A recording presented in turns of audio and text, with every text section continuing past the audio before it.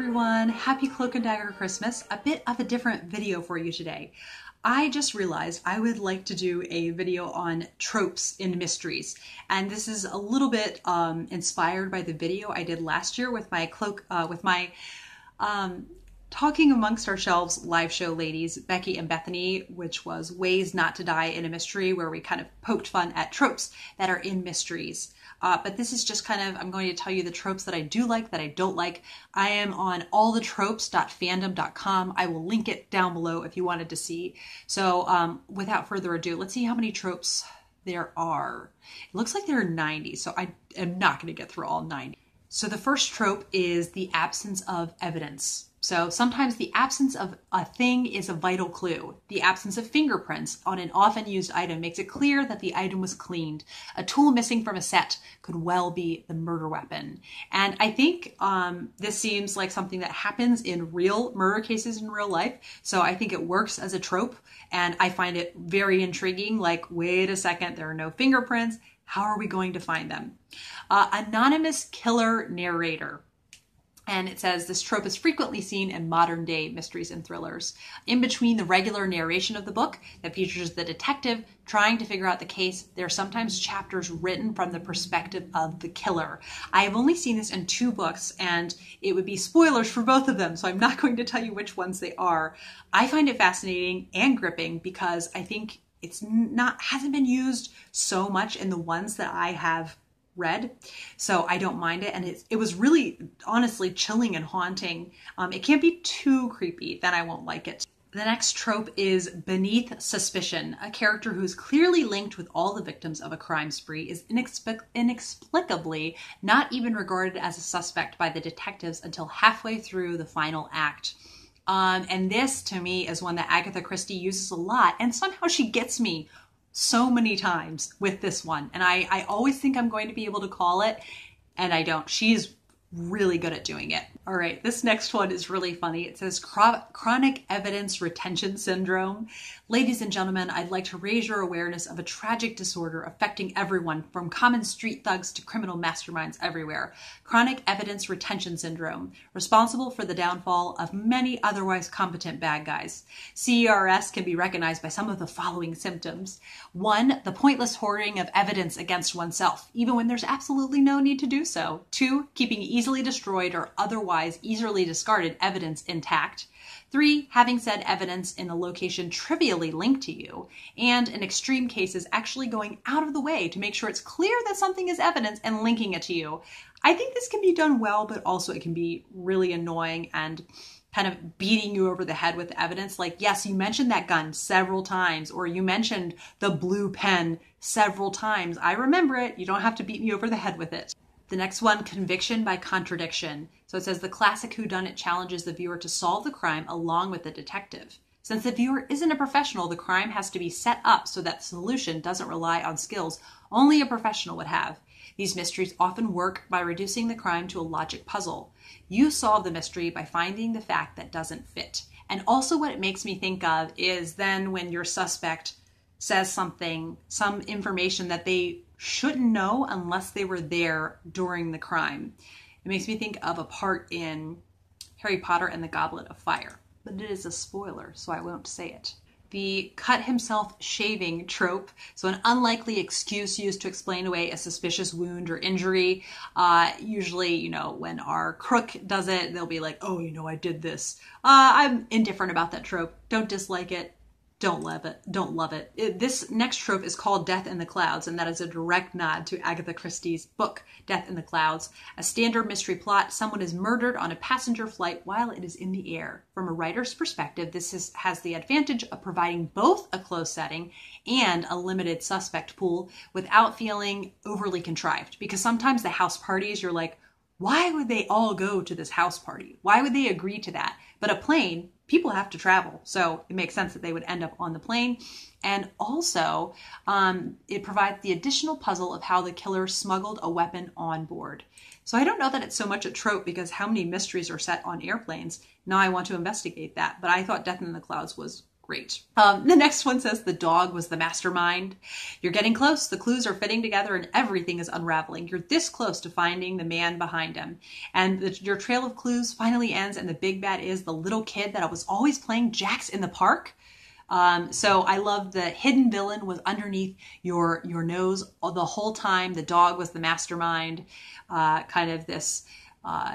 you just never would have thought of it. And there's a couple, again, that I'm thinking of where it's this really innocuous character you weren't paying attention to, and they end up being capable of so much evil you didn't know. Dramatic curtain toss. There's something hidden under a large white sheet. You don't know what it is. The characters don't know what it is, but sooner or later you will. It is inevitable. That can be really creepy, and it's like in the kind of in the jump scare category, and I always tense up. If any of you have seen the Audrey Hepburn Wait Until Dark film, that is super, super creepy. And there is a scene where she opens a closet and there's something in the closet door and she's blind. That's the big part of the plot, is that Audrey Hepburn is blind.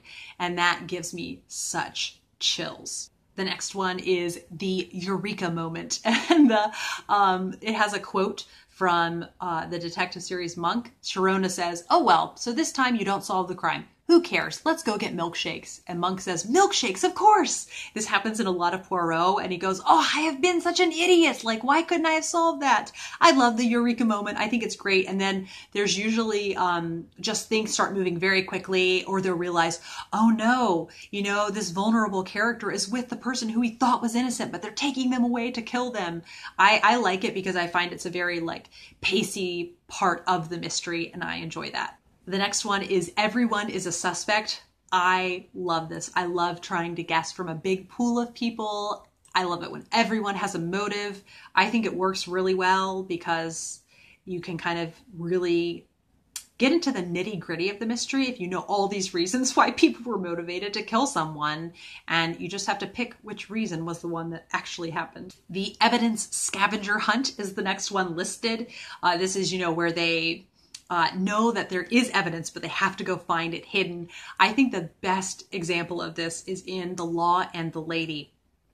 At one point, a certain character is digging through ashes to find an old note, and it's fabulous. Just picturing someone very meticulously sifting through old ashes and trying to find little pieces of a note and taping them together. The next one, and this one does drive me crazy, is the exposition victim.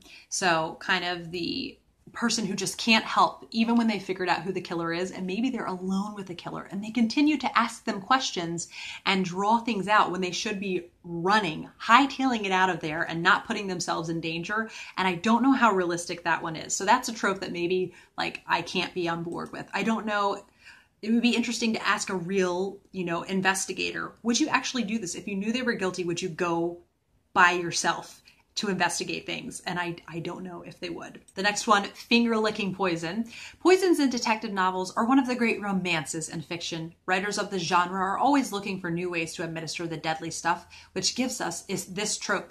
A murder method wherein poison is unwittingly self-administered, where the victim licks an object coated in the poison. It says one popular method is to coat the pages of a book in poison, so that when the victim licks their finger to turn the page, the poison is passed to them. I haven't read a mystery where that has happened, but I am intrigued. I do find it's really interesting because I think often with more violent crimes that happen in mysteries, you kind of assume the women didn't do it. But I've heard, I can't remember what I heard it from, but poisoning is a woman's crime.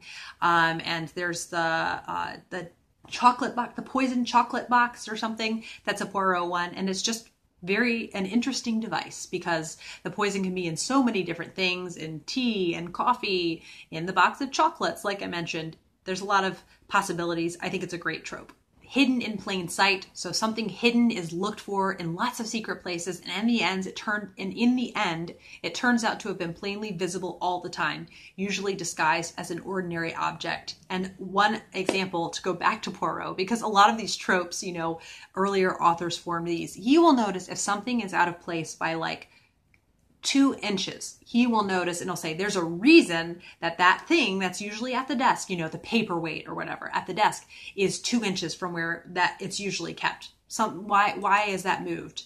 And I think it's a really good one because you feel like it makes sense that it was part of the plot. It came into play eventually, them talking about why was the paperweight moved. The next trope they're calling the I never said it was poison, or the suspiciously specific denial. I alluded to that earlier. I really enjoy that one because I think that the villain in this case, you know, if you're going to lie, you have to tell more lies to cover up the lie. And I think it makes a lot of sense that someone would accidentally say too much, give too much information. You have to really be clever to keep all of your lies straight. The important character, important evidence. It says, in mystery fiction, the important evidence is found by important characters. It doesn't matter how many people are searching, how inexperienced the main character is at mystery solving, or if they are operating out of their field. I think that can be annoying. I like when sort of side characters can find information too and help with things. Sometimes it is they give kind of all the glory to our main characters. The next one is let off by the detective. So I think in this instance, the detective can find out there was something just so heinous that the victim did that they end up letting the killer off. And there's a really iconic book that I can't name because it's a spoiler, but there was also an episode of Matlock where I don't think he let them off, but he basically realized that he was defending the killer. As he was defending this client in court, he pauses for a second and he realizes some of the things that he just said and is like, shoot, I'm defending the killer. I can't believe it. So I do really sympathize with the let off by the detective. Sometimes you just think this person really was not doing anyone any good by existing. And so then it gives you this real moral quandary of, whoa, what, like, am I siding with a killer? It's a very interesting device to use and really kind of tugs on your heartstrings. Lights off, somebody dies. The characters are attending a masquerade ball, a dinner party, or a similar event with a sizable amount of people. Suddenly, all the lights go out, usually followed by chaos as the people scream and try to feel their way around in the dark. The lights come back on and someone has been murdered during all the commotion. The characters now have a mystery on their hands. In the dark, anyone could have done it. So the, shot in the dark could also be a name for this trope. I think it's great because there's a whole crowd of people that were there and you have to figure out exactly what happened. Needle and a stack of needles. Make about 1,000 duplicates and hide the evidence amongst them. I don't know that I've seen this in one, but I like the idea of that. Finding the one that is slightly different than the other ones and figuring out, just what exactly the murder weapon is. The never won murder trope. This one annoys me because if you're going to jail, if you're going to be hanged for committing a crime in a golden age one, why commit more crimes? Like you're going to get caught. And I don't understand this sense of desperation and then killing a couple more people once they're onto you. It doesn't make sense to me. And I don't know if it happens in real life. I don't really want to think about whether it happens in real life, but that's a trope that actually does annoy me in mystery novels. Never suicide. The police are investigating Alice's death. It appears to be a suicide. There might even be a goodbye cruel world. But no matter the evidence, the resident detective isn't so sure. Maybe they're a personal friend of Alice's and can't believe she would kill herself. Or maybe the evidence just doesn't add up. I like that one too because I feel in that case, it's like the killer really is cocky and feels like, I got away with this. I am so much cleverer than everyone else. I like that trope. Okay, this is the trope I like. I don't know that I've read it in a book, but I've seen it on a TV show. No, I've read it in one book, The Not So Fake Prop Weapon. So this is one that happens when they're in a play and there's a prop gun, but oh, wait, during the actual play, it's a real gun and they get shot. I think that's a really fascinating trope because then you have to trace how did the real weapon get there. You know exactly what you have to trace. You just have to figure out who put it there. Okay, this is one I really like and I almost always miss them. They're calling it the notable non sequitur. Anytime a piece of dialogue comes along, which is off the cuff, not followed up and unrelated to everything, you can tell it's going to be very important. If a suspect turns up late and says, sorry, I'm late, my car was stolen yesterday, the alleged car theft will be significant. And that is one, I know it happens in so many mysteries. I think it's great. I really like it because it's kind of guiding you along. Like here, you can figure it out. Just put all the details together. but I am so obtuse about the notable non sequitur trope. The old dark house. This is such a romantic trope. You know, that old foreboding house up on the top of the hill, surrounded by thick forests and accessible only by a single bridge that has a tendency to wash out during every rainstorm? Yeah, that one. Have you ever noticed that it always seems to attract eclectic groups of strangers who get invited for the reading of a will or a dinner party with a mysterious host? And why is it that the strangers keep getting killed off one by one during the night? It must be one of them doing it, but which? So that's the most iconic, I think, for that is, and then there were none. But you know what? I am here for the old dark house trope. I love mystery. So a lot of the tropes, actually, I'm realizing, don't bother me. The next trope says perfect poison. It says when murder by poison is depicted in fiction, it never takes more than a drop of clear liquid or a pinch of white powder in order to make the victim grip their throat, cough a bit, and fall over. Quick, clean, and quiet. The reality is not so simple. Poisoning someone to death in a way to avoid suspicion and police detection is a very complex process. And that makes me think about all of the unsolved mysteries that I watched way too much of as a child. And when a spouse does that, it takes place over a long period of time. And in mystery novels, it's like, boop, here's a couple drops of the poison stirred in your tea, and then you just die immediately. And it's not this slow, painful process. I think if I was a pharmacist, like, that would really bother me. But since I am not, I have no knowledge of poisons really, nor do I want to have knowledge of them. It doesn't bother me as a trope. Okay, this is a fun one. Placebo Eureka moment. Alice has a problem and she goes to Bob for some advice. She pours her problems out to him, unaware that he isn't paying attention. By the end of their conversation, she's figured out the answer to her problem and thanks him for his help. On the other hand, Bob may be all set to give her some advice, but before he can get a word in, Alice comes up with a solution and runs off, thanking him, leaving Bob bewildered that he'll probably say, "You're welcome." In short, this is when a character has a eureka moment without being inspired by the other character, but acts like the other character gave them just what they needed. I've seen this used not in mysteries also. Like, someone will have a conversation, a one-sided conversation, and they'll be like, "Thanks for your help. Now I know the decision I have to make." And then as they're leaving, the other person's like, "Wait, that's actually not what I meant." I like it as a device. I find, we're finding actually not many of these tropes seem to bother me. The public secret message. Alice needs to send a message to Bob without Carol overhearing. She can't simply meet with Bob in private to discuss it. And sending a private message is either physically impossible or would arouse too many suspicions. The solution? Send a message to everyone, but in code, encrypt, or word it in a way that only Bob will understand the message. I think that's a fun one. I like it. I don't know that it can be done in real life, but we're talking mystery novels. The red herring. I fall for this one every single time. A clue that leads in the wrong direction, I'm a sucker for it. That's why I love mysteries, because I'm not good at solving them. The reverse whodunit, also known as the open mystery. So this is, you know who the killer is from the beginning, and you just have to see if people are going to figure it out. I love that one. Sometimes it's a bit stressful though, because it feels like they might not figure it out in time. Rewind, replay, repeat. Someone is watching a video presentation or listening to a recording of themselves or someone else. They catch a moment on the recording of the crucial misstep or something important. They rewind and play it again to be sure they heard it. Rewind and play it again. They rewind and play it again to commit it to memory.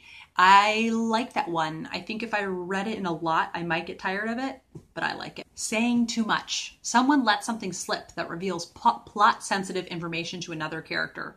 Sometimes this is a pure accident to move the plot along, and sometimes this is the result of the protagonist pulling an exasperated perpetrator.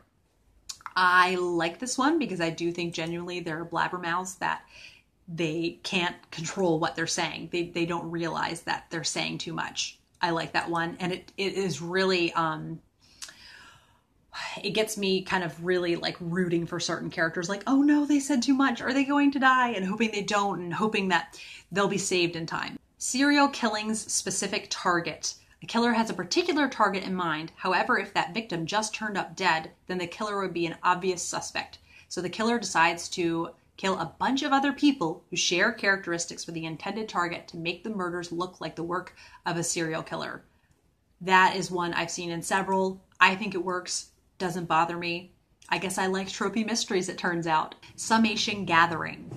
All of the suspects gather together in a room so the detective can tell them who the murderer is. They go down the list of suspects one by one, explaining whether they are innocent, although some of them may be guilty of other minor crimes. Eventually, they get to the guilty party and explain how and why the murder was committed. This, to me, is part of the romance of mystery novels and is right up there with mysterious houses. I love it.